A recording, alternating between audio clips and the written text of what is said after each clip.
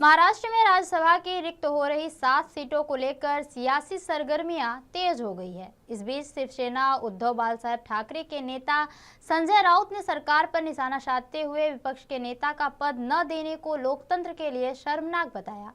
उन्होंने कहा कि राज्यसभा चुनाव में उनकी और आदित्य ठाकरे की भूमिका समान है और महाविकास अघाड़ी मिलकर उम्मीदवार तय करेगी। राउत के अनुसार उनके पास 20 विधायक हैं, जबकि कांग्रेस और एनसीपी के पास 10-10 विधायक हैं और जो भी उम्मीदवार चुना जाएगा वो महाविकास अघाड़ी का सांसद होगा। उन्होंने शरद पवार को वरिष्ठ नेता बताते हुए कहा कि सभी दल उनकी राय से सामूहिक निर्णय लेंगे। राज्य में 16 मार्च को सुबह 9 बजे से शाम 4 बजे तक मतदान होगा और शाम 5 बजे मतगणना शुरू होगी।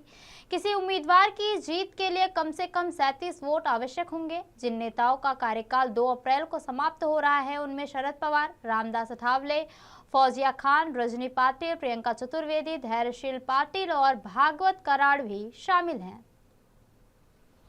आदित्य ठाकरेंची वेगळी भूमिका नाही। आदित्य ठाकरे म्हणतात त्यात चुकीचं काहीच नाहीये। सर्वाधिक मोठा पक्ष आमचाच आहे ना। 20 आमदारांचा पक्ष आमचा आहे, हे आधी मान्य केलं पाहिजे। दुसऱ्या क्रमांकाचा पक्ष आहे काँग्रेस, त्यांचे 16 आहे आणि राष्ट्रवादी काँग्रेसचे 10 आहे। त्याच्यामुळे जो निवडून जाणार आहे राज्यसभेचा खासदार तो महाविकास आघाडी म्हणूनच जाईल। त्याच्यामुळे पहिला अधिकार हा शिवसेनेचा आहे।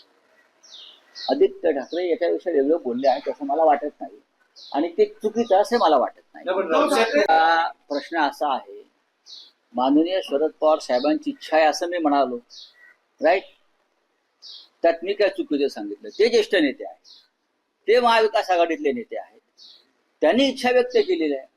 आता त्याच्यावरती आम्ही सगळे मिळून एकत्र बसून निर्णय घेऊ, पण सर्वाधिक मोठा पक्ष म्हणून पहिला हक्क हा शिवसेनेचा, हे आधी स्वीकारलं पाहिजे। हीच चर्चा सुरू आहे, यात वेगळं काय आहे?